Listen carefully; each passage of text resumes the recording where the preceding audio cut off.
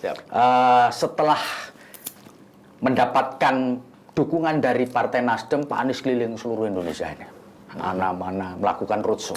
Pak, Bapak capek nggak sih melakukan perjalanan panjang begitu? Dan kalau boleh saya tahu, Pak, kecapean Pak Anies sekarang ini pada level berapa kalau diukur dari 1 sampai 10? Pak? Silakan, Pak.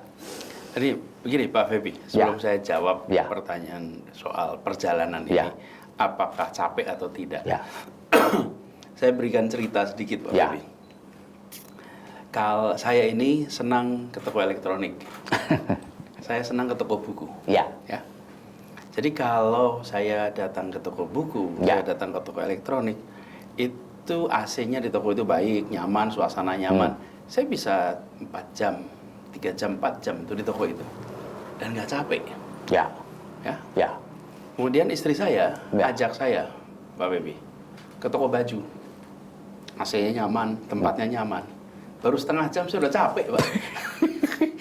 Baru setengah jam saya udah tanya, Fer, ini kapan ya selesainya? Kapan pulangnya?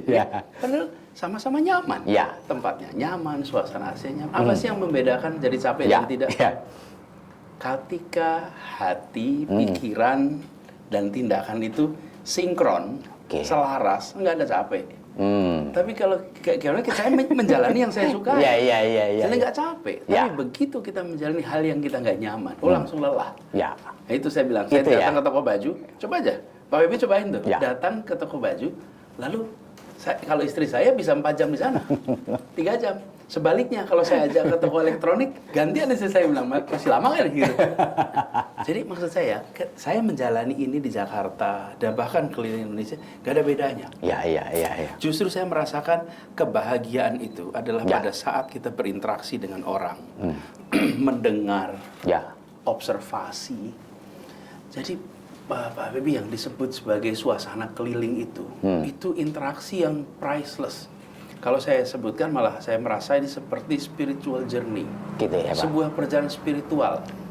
Pak Bebi ketemu orang, ngobrol, pada saat salaman saja, kita akan merasakan tuh eratnya genggaman, semangatnya, kemudian ungkapannya, lalu kemudian kita bisa membaca begitu banyak fenomena masyarakat dari interaksi yang sebentar. Dan makin sering saya berkeliling, makin terasa sekali saya mengalami pembelajaran, makin cepat mendeteksi suasana. Jadi suasana berat, makin ketemu banyak orang makin enjoy. Makin enjoy, makin enjoy dan kemudian menjadi bukan sesuatu yang melelahkan.